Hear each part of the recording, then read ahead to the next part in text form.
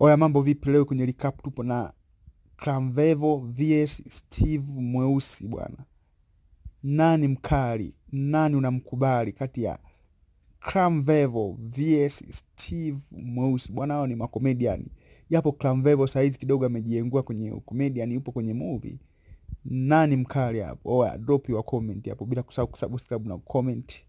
Kama ni mashabiki wa washikaji, oya, unyamwezi fulani hivi kama